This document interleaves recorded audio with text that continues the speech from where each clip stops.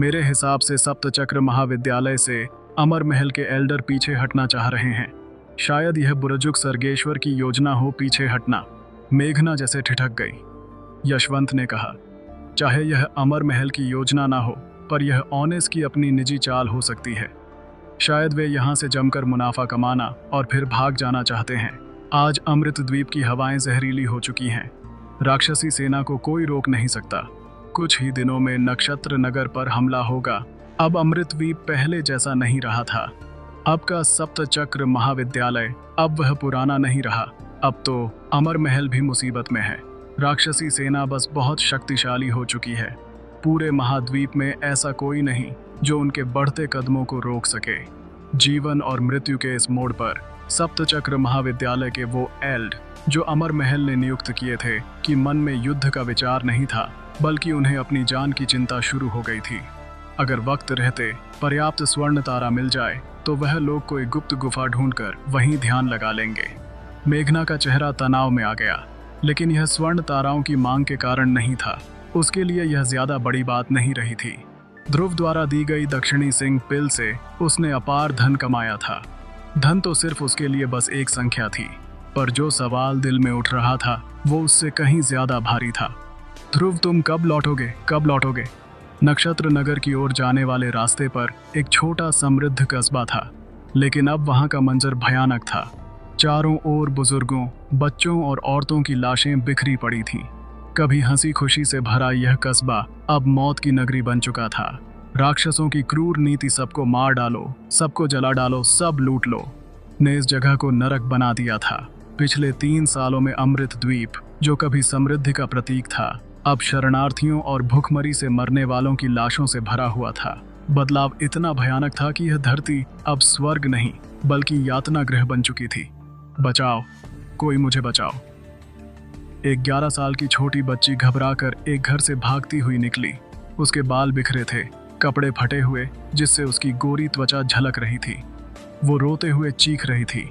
उसकी आवाज में डर और बेबसी साफ थी। उसके पीछे 4 राक्षसी योद्धा निकले। उनकी आंखों में वासना की डरावनी चमक थी। वो ठहाके मारते हुए बोले, चिल्लाने से क्या होगा, छोटी कोई नहीं आएगा। तुझे बचाने हमारे साथ चल, थोड़ा मजा कर, फिर हम तुझे आसानी से मरने देंगे। हाँ, अमृतद्वीप की लड़कियां तो बड़ी रसीली हैं, मजा आता है। सुना है नक्षत्र नगर में सबसे सुंदर लड़कियां हैं और सप्तचर्क महाविद्यालय में तो जवान खूबसूरत लड़कियों की भरमार है। सोचकर ही जोश आ रहा है। तीसरे भाई, पहले इस नन्ही लड़की को पकड़ो। आज मैं इसका कौमार या भंग करने वाला पहला बनूंगा। यह मेरी 100वीं कुंवारी होगी। चारों राक्षसी योद्धा मानो जंगली जीव हो। उस नन्ही लड़के को कस्बे के प्रवेश द्वार की ओर भागते देख हंसी झाक के मूड में थे। वो जल्दबाजी में नहीं थे, बल्कि धीरे धीरे खेल खेल में उसका पीछा कर रहे थे। नन्ही सुंदरी, इस दुनिया में कोई भी तुझे नहीं बचा सकता। हमारे साथ चुपचाप चल और तुझे दुनिया का सबसे अनोखा सुख मिलेगा। उनकी आवाजें भयानक थीं, जैसे कोई जंगली भेड़िए हो। लड़की के पैर कांप रहे थे, उसका शरीर थरथरा रहा था और उसका दिमाग सुन्न हो चुका था। वह बस भाग रही थी, चीख रही थी, मुझे बचाओ, हे भगवान, मुझे बचाओ। तभी अचानक उसकी नज़र कस्बे के प्रवेश द्वार पर खड़े एक शख्स पर पड़ी। वो फटे पुराने कपड़ों में था, बाल उलझे हुए, दाढ़ी बड़ी हुई, लेकिन कम से कम वो एक इंसान था, राक्षस नहीं। लड़की के दिल में एक छोटी सी उम्मीद की किरण जगी। वो खाए उसकी ओर दौड़ पड़ी और उसकी टांगों से लिपट गई। मुझे बचाए, कृपया मुझे बचाइए, मैं उनके हाथों अपवित्र नहीं होना चाहती। उसकी आंखों से आंसुओं की धारा बह रही थी और उसकी नजरें गिड़गिड़ा रही थीं। उसकी आंखों में पीड़ा और याचना देखकर उस शख्स का दिल पसीज गया। चारों राक्षसी योद्धा वहां पहुंचे। उनका सरगना हंसा और बोला, ए भिखारी, हट जा, हमारे काम में दखल मत दे। कुत्ते, सुनाई नहीं दिया?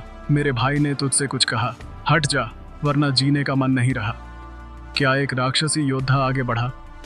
तभी उस फटे पुराने कपड़ों वाले शख्स ने जमीन पर बैठी लड़की को उठाया और कहा, जब तक मैं हूं कोई तुझे छू भी नहीं सकता। उसी पल वो राक्षसी योद्धा अपनी तलवार लेकर उस व्यक्ति के सिर पर वार करने को तैयार हुआ। हाँ, बड़ी बड़ी बातें, तुझ जैसे सेकंडों कीड़ों को मैं रोज मारता हूँ। लड़की चीख पड़ी। उसने डर से आंखें बंद कर ली। लेकिन तभी एक तेज गूंज के साथ उस राक्षसी योद्धा की तलवार 2 टुकड़ों में टूट गई। एक खतरनाक आभा ने उस तलवार को चकनाचूर कर दिया था। राक्षसी योद्धा के चेहरे पर दर्द छा गया। उसे एहसास हो गया कि उसने किसी बहुत शक्तिशाली इंसान से पंगा ले लिया है। वो पीछे हटा और बोला, तू कौन है? जानता है हम कौन हैं? हम राक्षसी सेना की अग्रिम टुकड़ी हैं। हमारे काम में बाधा डालने की हिम्मत तुझ में कैसे हुई? वह अपनी बात पूरी भी नहीं कर पाया कि ध्रुव ने अपनी उंगलियां हल्के से खोली और फिर मुट्ठी बांध ली। उसकी आभा एक ड्रैगन की तरह उभरी और तुरंत ही उस राक्षसी योद्धा का गला जकड़ लिया। खट उसका गला टूट गया। पलक झपकते ही वह मर चुका था। तभी सिस्टम की आवाज गूंजी, बधाई हो ध्रुव, एक राक्षसी योद्धा को मारने पर तुम्हें 300 का एक्सपी पॉइंट्स और अमर ऊर्जा पॉइंट्स और 10 अमर मूल्य मिले हैं। बधाई हो ध्रुव, तुम्हें राक्षसों की अग्रिम सेना को नष्ट करने का मिशन मिला है। मिशन राक्षसों की अग्रिम सेना को नष्ट करना। स्तर एस समय 3 दिन पुरस्कार 20 लाख एक्सपी पॉइंट्स, 8 लाख अमर ऊर्जा पॉइंट्स, 10 शॉप पॉइंट्स और एस रेटिंग प्राप्त करने पर एक विशेष पुरस्कार। क्या तुम इस मिशन को लेना चाहते हो? सूचना पूरी होने से पहले ही ध्रुव ने दृढ़ता से कहा, हाँ। रास्ते में उसने जो देखा था, भागते लोग, भूखमरी से मरी लाशें, बच्चे बुजुर्ग औरतें, हर दृश्य ने उसके दिल को झकझोर दिया था। राक्षसी सेना जानवरों से भी बदतर थी। वो राक्षस नहीं, क्रूर का प्रतीक थे। बाकी 3 राक्षसी योद्धा डर के मारे स्तब्ध रह गए। जब से उन्होंने अमृत द्वीप पर आक्रमण शुरू किया था, वह बिना रुके आगे बढ़ते रहे थे। हर बाधा को कुचलते हुए कोई भी योद्धा उनके सामने नहीं टिका था। मगर इस भिखारी जैसे दिखने वाले आदमी का क्या राज था? तीनों ने बिना सोचे भागने की कोशिश की। ध्रुव के होठों पर एक हल्की मुस्कान उभरी।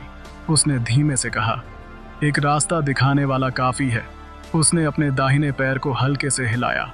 जमीन से एक छोटा सा पत्थर उछला और उसने उसे जोर से लात मारी। पत्थर तेजी से घूमता हुआ उनमें से 2 राक्षसी योद्धाओं की गर्दनों को चीरता हुआ निकल गया। वो जमीन पर गिर पड़े। उनके गले से खून फूट पड़ा।